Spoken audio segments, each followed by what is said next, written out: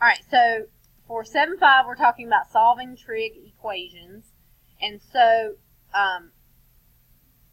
if you have your calculator, we're going to use it. But if you don't have your calculator, you don't have to get up to get it, because these first two, I just want us to review a few things. So, we've already solved some trig equations, but we've been using our calculator to do so. So, like if I have tangent of x equals 4 over 7, and I'm trying to solve that for x, I'm trying to find that angle that will give me 4 over 7. What would I do in the calculator? Inverse tangent, right? So I would do x equals inverse tangent, because I'm doing inverse tangent of both sides of 4 over 7. And if you type that in, what do we get for the answer? All right, 0.519. I think you're probably in radian mode. So, but that would be perfectly fine. You would just need to make sure you put radians with your answers. Or is anybody in degree mode?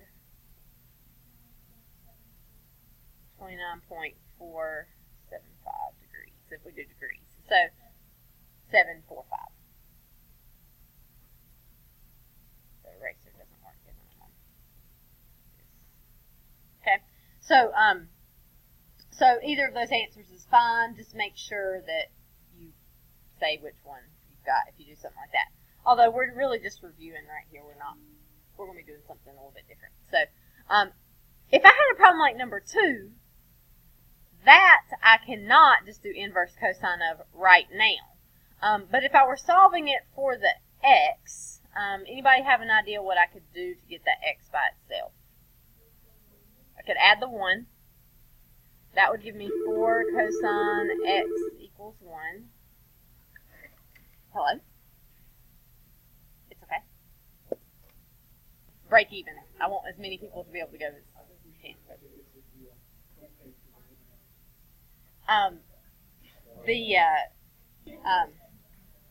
Alright. If we keep going, we'll have some time to do our homework, so we need to keep going. Alright, we would divide by 4. Cosine x would equal 1/4. And then this is a problem that we've seen before. We would do this with our calculator. So if we did cosine inverse of both sides, we would just get x equals, and if we do cosine inverse of 1/4, what do we get when we do that? 75.522. That's if you're in degree. You might be in radian mode. Just put radians on that to get that. So we've done some solving trig equations before. Mostly we had to do stuff like this when we were doing those application problems with like our law of sine and cosine stuff. We had to do some of this stuff. So we've done some of this stuff before, but for this section, we're going to have to do these without a calculator, which means we're going to have to rely on that unit circle more. We're also going to have to do some that are going to involve like trig identity sort of stuff with them as well. So the same idea still applies here, but the way that we finish solving it is going to be a little bit different. So this you don't need as much because I had you guys do that separate worksheet on this last night, but these are your principal values. Whenever you have a trig equation, you have infinite answers. So principal values allows you to look at just what you have. So like let me go out of this for a second and use the calculator. The calculator gives you principal values. So for example, here if I'm doing trig stuff in the calculator, if I do like inverse sine of 0.5 or 0.241, I'll get this. If I do inverse sine of 0.98, I'll get this. If I do inverse sine of negative 0.25, I'll get this. Notice all the answers it's given me are between negative 90 and positive 90. There is nothing in the world that you could type in that would give you something bigger than 90 or smaller than negative for this because the calculator just gives you principal values. If I were doing cosine, if I do cosine inverse, and notice I'm not putting any numbers in bigger than 1, because if I put in like 1.2, it's going to have an error. Cosine can never be bigger than 1.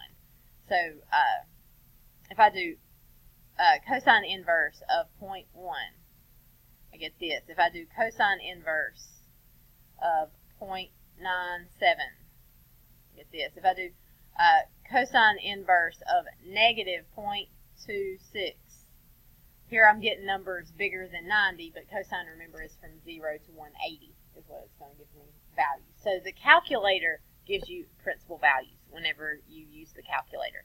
That is why we had to do the ambiguous case with the law of sines, because the calculator only gave you one answer, whereas there were really two that could possibly work in some of those problems. So this is, sometimes students think of solving for principal values as being something completely separate from other types of problems where you're solving these. It is not.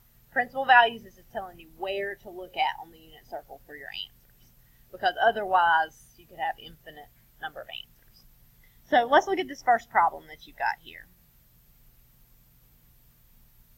So we've got the square root of 2 cosine x minus 1. So we're going to have, in this case, we need to move the 1 over to the other side. So we've got square root of 2 cosine x equals 1. And then we would divide by the square root of 2. So we get cosine x equals 1 over the square root of 2. And so at this point, we would have to get rid of cosine. What would we do to get rid of cosine? Inverse cosine. Inverse, when you do inverse cosine of both sides here, what it means when you have inverse cosine of 1 over the square root of 2, it means where does cosine of x equal 1 over the square root of 2. All right, so you're thinking on your unit circle here, because we won't be allowed to use a calculator on this part. Here's the problem. Is 1 over square root of 2 on your unit circle anywhere?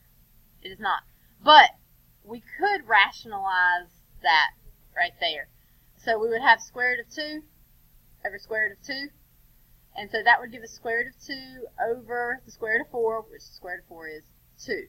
So does cosine of x equal square root of 2 over 2 somewhere on our unit circle? It does.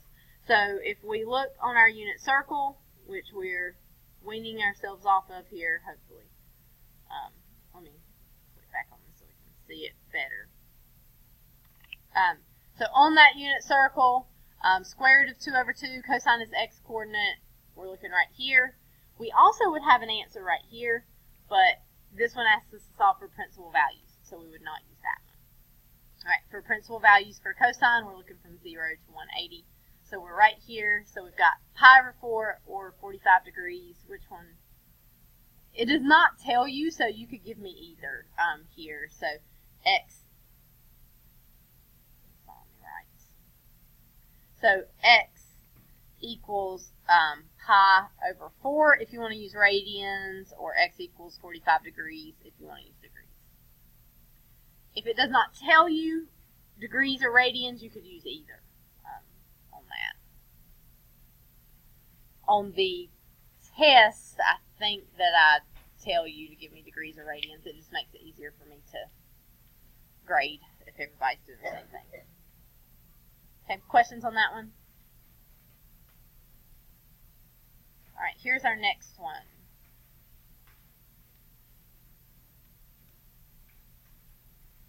Still principal values, so we're looking, in this case, at just certain sections of the unit circle.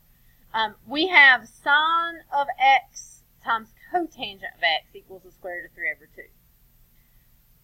I can't solve that when I've got two different trig functions. I can't do inverse sine and inverse cotangent.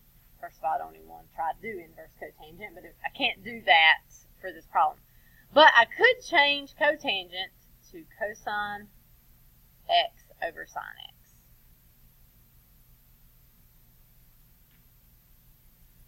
And if I do that, what's going to happen with the sine x's? They are going to cancel. So really what I've got here is just cosine x equals the square root of 3 over 2. And so you can write cosine inverse if you want, but what you're trying to figure out here is what is the x that would give me square root of 3 over 2. So if we skip back over to our unit circle over here, we want square root of 3 over 2 for our cosine. That is right here on our unit circle. Cosine, we look from 0 to 180, so this is the answer we're going to use. So pi over 6 or 30 degrees for that. So we could say pi over 6, or we could say x equals 30 degrees, depending on which one you want to use there.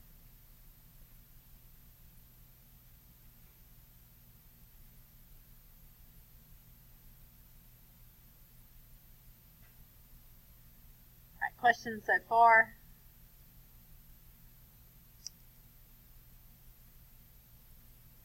Try our next one. Now, this time, are we solving for principal values? We are not. We are looking from 0 to 360, which means we want to look at the entire unit circle. And because they gave us 0 degrees to 360 degrees, although I didn't type it there because degrees are harder to type. So if they're looking from 0 to 360, that means that we're probably going to have more than one answer in this case, because normally with the unit circle, there's more than one place that gives you the same value. So that opens up for more than one answer. Also, since they say from 0 to 360 with degrees, use degrees instead of radians to give your answer here. So if we solve this, this looks a lot like the first problem we did, with the exception of we don't have a square root and we've got a 2x that we're taking the cosine of. So the first part of the problem is going to be exactly the same. So we'll have 2 cosine of 2x minus 1 equals 0. We'll move the 1 over to the other side. So we'll have 2 cosine of 2x will equal 1. And then we're going to divide this 2 that's out here out front. So we get cosine of 2x equals 1/2. Alright, you cannot get rid of the 2 on the inside. It is trapped inside of that cosine. You have to get rid of the cosine first. So we're going to do cosine inverse of both sides. And so we've got 2x equals cosine inverse of 1/2. And remember what cosine inverse means. It means where does cosine of x equal 1/2, right? Where does cosine equal 1/2 on the unit circle? So if we skip over to that unit circle there that we've almost got memorized. So cosine 1/2, we are looking at the whole unit circle, so we don't care about principal values anymore, which is a little bit easier because you don't have to worry about which one's which, but a little bit harder because you get more than one answer. So cosine is 1/2 at 60 degrees. It's also 1/2 at 300 degrees. So cosine is, hold on. So right here we're going to get two different answers. Remember, we have 2x equals 30 degrees. No, was it 30 or 60? I've already forgotten. 60, it was 60. Oops. 2x equals cosine inverse of 1/2. And so 2x equals 60 degrees, and 2x also equals 300 degrees. So now, the last step here is just divide by 2. So I'll get x equals 15 degrees, and x equals 150, although this has a trick to it that I think is kind of difficult to see. I'm going to go all the way from 0 to 360 for my answers, right? It seems a little bit odd that my answers are 15 and 150. It seems like I should have something like in the 200s and 300s maybe as well. So 60 degrees right here, 60 degrees is the same as if I add 360 to this, I'd get 420. So I'd have 2x equals 420. All right, 420 is the same as 60 degrees. And 420 is not in my range from 0 to 360. But if I divide by 2, what do I get for that? 210. Is that between 0 and 360? It is. So I need to include that as well. Yes. Yes, it should. Thank you. Sorry about that. Can't use the eraser and have to mark it out. I was still using the 30 that I wrote down wrong there. Yes, it should be 30. So here we've got 210. So that might work with this 300 as well. So let's try it. So 2x equals, that'll give you 660. And if we divide 660 by 2, what will we get? 330. Is that between 0 and 360?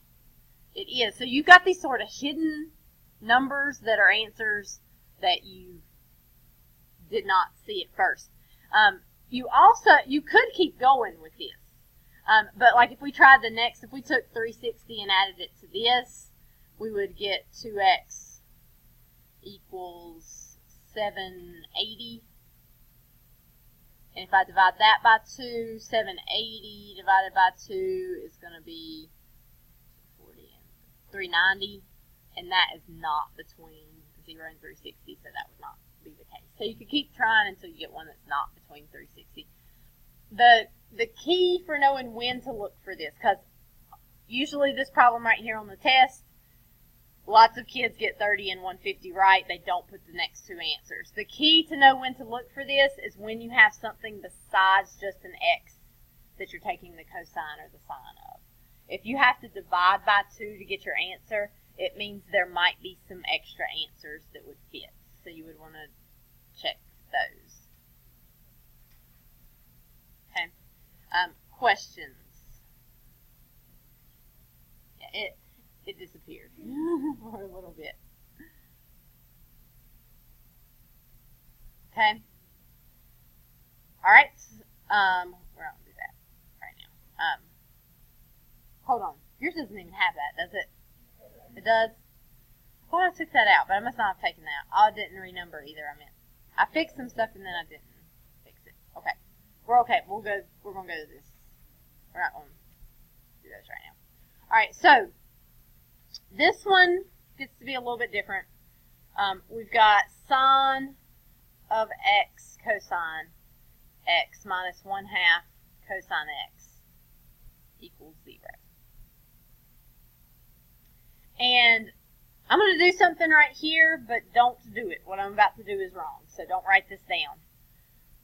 But if you want to solve this for x, you might be tempted to do this. Move your 1/2 sine x over to the other side. So you have sine x cosine x equals 1/2 cosine x. And then divide by cosine x. Don't do it because it's wrong. And then so that gives you sine x equals 1/2. So you may be tempted to do this. But if you do this, I think it does give you some answers that are right, but it's also going to give you, it's going to cause you to lose some of the answers that you did. Kind of like if you have 2x equals x squared, you can't just divide both sides by x because it's going to cause you to lose an answer. So you can divide both sides by a number, but do not divide both sides by a sine or cosine function or something that has a variable with it, because it's going to cause you to lose an answer. Instead, this is what you want to do. Right here, this equals 0, so I could factor here. What could I factor out of both of these right here? They both have cosine, right? So I could factor out a cosine, x, and that would leave sine x minus 1/2 equals 0. And so now, if cosine x is 0, that's going to give us 0 overall, right? It won't even matter what you get here because you'll have 0 times something. And then if sine x minus 1/2 equals 0, then that would also give you 0 for this whole thing. So you can set each one equal to 0. This only works if it's equal to 0. Okay? If it's equal to 1 or 2 or 7, then it's not true anymore because 0 times anything is 0. So this only works if it's equal to 0.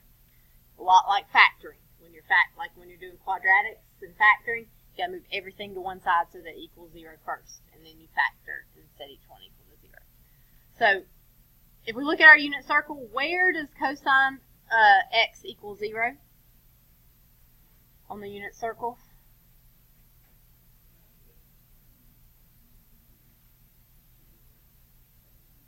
Okay, it is at 270 and also at 90, but this one asks us for principal value, so which one are we going to use?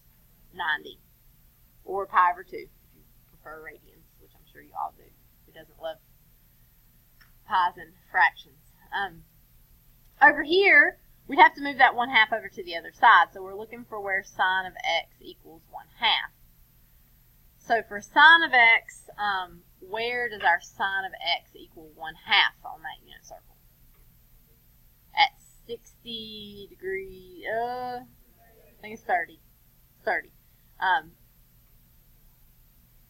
Yeah, so it's 30 degrees there for that, or you could do pi over 6 if you want. It doesn't tell you which one, so you could give either here. Also, we're only looking at principal values here, so even though I think like 150 is also an answer, we're not going to use it because we're only looking at principal values. If it had said 0 to 360, we would use those extra values for here. So we get 90 and we get 30 as an answer. So even though this one asks for principal values, you do still get 2 answers because you had to factor to get this. Okay, questions?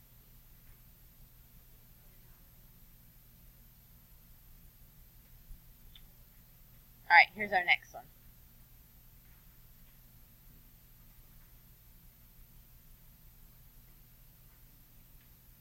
Except for, hold on just a second here. No, we can do it, I think. I'm pretty sure. Making sure. There's a few of these you have to use special identities for that we don't know how to do, but we can do this one. So cosine squared x minus cosine x plus 1 equals sine squared x. So, this one's really going to give us some trouble because you can't just like subtract a number, divide, and set something equal. We can't factor when it's equal to sine squared x. We have a sine and a cosine, so this just gives you all sorts of trouble. So in this case, it would be easier if everything were sine or everything were cosine. Which one can we turn it into, sines or cosines? Cosines. And the reason we're going to pick cosines instead of sines is because of this cosine right here. It is not squared, so you cannot change it to sine.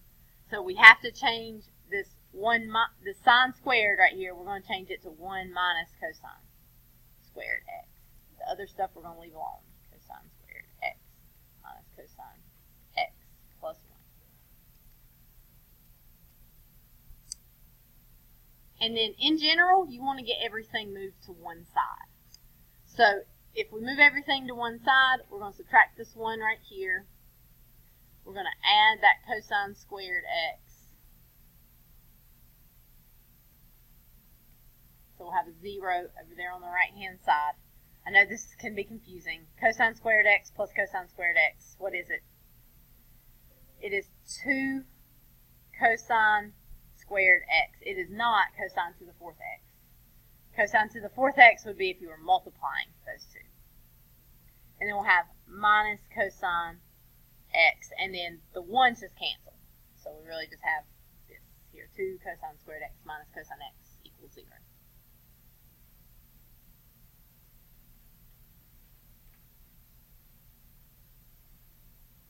So you can see, now the big difference here in what we're doing now and what we've done before is we can move things from one side to the other. On verifying identities, you cannot, but for solving equations, if you're trying to get x equals a number, you are going to need to move things from one side to the other. So, what could I do to solve that? I could factor. What could I factor out? A cosine. They both have cosines. So, I'm going to say cosine of x, and then I'm going to be left with 2 cosine x. And then what do I get when I factor out the cosine x from that minus cosine x? I get a minus 1 there. Don't forget the minus 1 because, like, it seems like, well, those cancel out and there's nothing left, but it's a 1. Cosine x divided by cosine x is 1. Alright, questions so far? Alright, now you're going to take each one and set them equal to 0. So you got cosine x equals 0 and 2 cosine x minus 1 equals 0. So over here, it'll be 2 cosine x equals 1, and then it'll divide by 2. So you're looking for cosine x equals 1/2.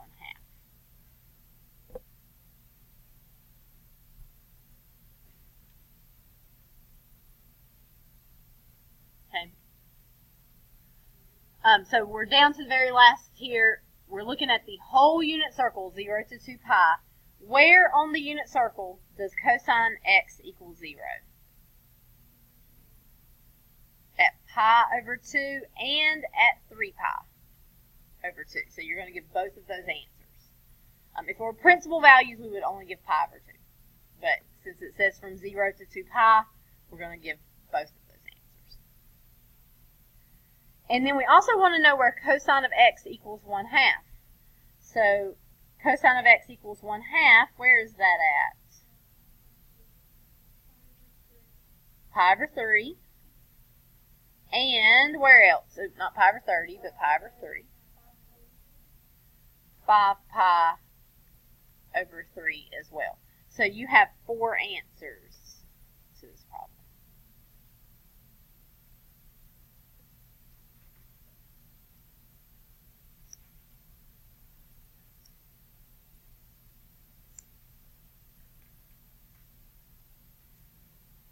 Okay, questions? All right, let's do another.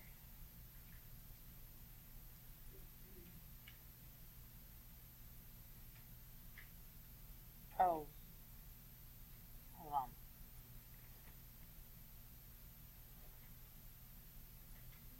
Let me look at this one real quick.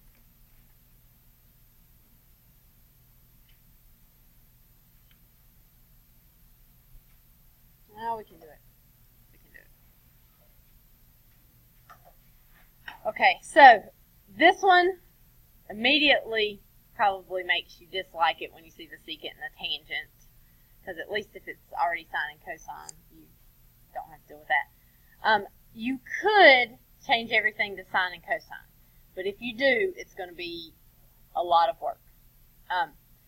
What is best to do here, we have an identity for secant squared x. It's not one that we know well, probably. It's a Pythagorean identity, but it's not sine squared plus cosine squared equals 1.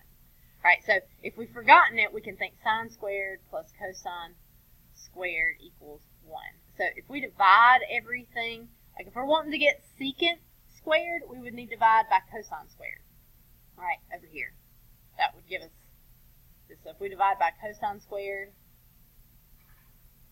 that gives us tangent squared plus 1 equals secant squared x.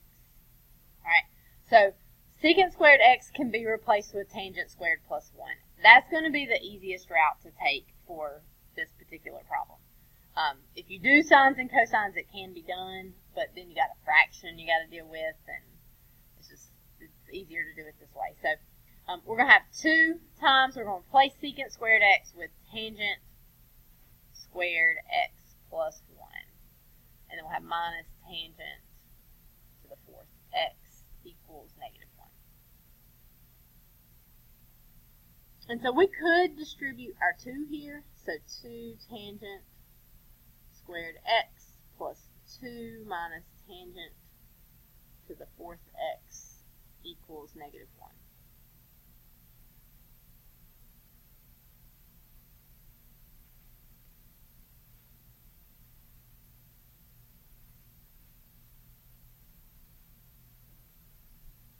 Okay, and when you get something like this, it's probably going to need to be factored. There's not an easy path to just having like a, move something to one side and solve here. So you're probably going to need to factor. So we need to move everything to one side, and it would be a lot easier for us if that tangent to the fourth was positive. So even though it means moving a lot more, I'm going to move everything over here to this side. So we would add our tangent to the fourth x. We would subtract the 2, and we would subtract the 2 tangent squared x. Subtract there. So we got 0 equals, I'm going to write that tangent to the fourth x first. I'm going to have minus 2 tangent squared x and a minus 3.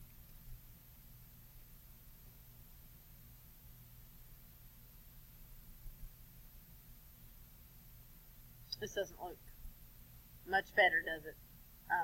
Because here, like the other ones we've done so far, we had a greatest common factor we could just factor out. This problem, I need for us to think of it more like this.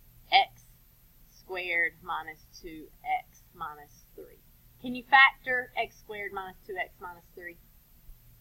You could do x and x minus 3 and plus 1, right? So that's not this problem, but it's similar to this problem. So here we've got tangent to the fourth x. So what will we put here for our first term? What is the square root of tangent to the fourth x? It is tangent squared x. So if I take the square root of tangent to the fourth, I'll get tangent squared. Or if I multiply tangent squared times tangent squared, I get tangent to the fourth. And then so to get negative 3, I would do negative 3 and positive 1. And this would equal 0.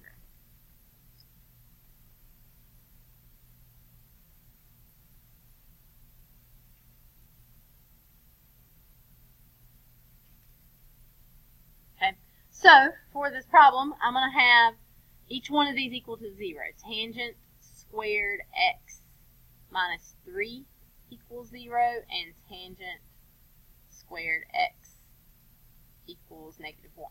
Well, I already moved that over. And then this is tangent squared x equals 3. Whenever I have that tangent squared, what do I have to do to solve it just for tangent, to get rid of that square? I take the square root. Because remember, when I see tangent squared x, that really means tangent of x squared. So even though it's not written on the outside, the square is on the outside. So we'll square root both sides. So we're looking for where tangent of x equals. When I square root both sides, what do I have to put with it? Plus or minus the square root of 3. Now, for tangent here, I'm going to have to square root both sides. What's the square root of negative 1? I. And I is really not an answer. So I'm going to throw those out. Okay, so sometimes parts of it will give you something that's not an answer. Same thing would be true if you get like sine of x equals 2. Sine can never equal 2, right? It's never 2 on the unit circle. So sometimes these parts end up not giving you an answer. So then I've got to think of where tangent is either positive or negative square root of 3. And so this is like the question that Emily asked at the beginning of class. This is more difficult because you've got tangent and it's not on your unit circle. So if you look at your unit circle, so we'll look at here. If we look at that unit circle, I think it was exactly that, the square root of 3. So we found it at 60, right? Because when we did square root of 3 over 2 divided by 1/2, we got square root of 3 over 2 times 2 over 1 which just gave us the square root of 3, because those 2's right there cancel. So 60 degrees is one place where this will be an answer. For tangent, principal values are at from negative 90 to positive 90. So because we've got that plus or minus there, the negative of this will be the same. So right here, I would have negative square root of 3 over 2 divided by 1/2, which dividing fractions is easy as pie. Flip the second and multiply, and I would get negative square root of 3 for that one. So 300 is also an answer, but 300 is not a principal value. So what would I use instead? Negative 60. So if you subtract 360 from your 300, you get negative 60. So our answers here are going to be x equals, well, I've already forgot what the first one was, 60, right? And x equals negative 60 degrees.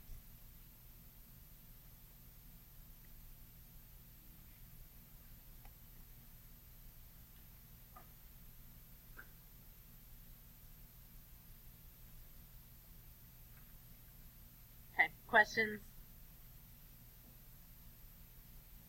All right, let's get this last one done so we can have a little bit of time to work on our homework.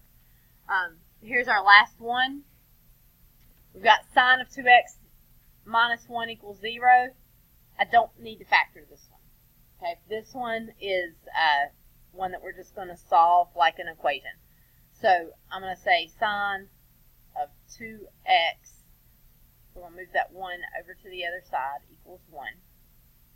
And then I feel like I should divide by 2, but can I divide by 2? I cannot, because it's on the inside of that sine function, right? So I can't divide by 2. If you have a 2 on the outside, you can divide it off. If it's on the inside, you can't mess with it. So what would we do next? We're doing inverse sine,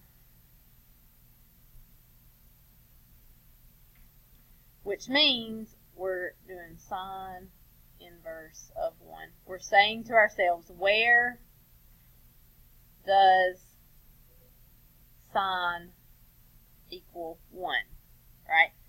And so on the unit circle, where does sine equal 1? 90 degrees, and where else? Or is there anywhere else? That's it, because it's negative 1 at negative 90. So only 90 is going to work. We're going to divide by 2. So x equals 45 degrees.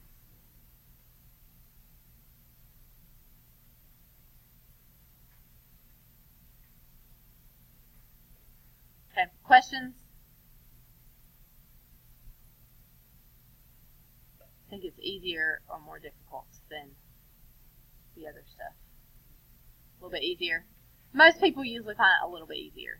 Not necessarily easy. I don't want to say it's easy, but a little easier than the others. All right, so this is your assignment. I think I have fixed it so that these are all ones that we can do. Some of them will be much more simple, where you just like move the 1/2 over to the other side and look on your unit circle. Others you might have to do some work where you have to factor.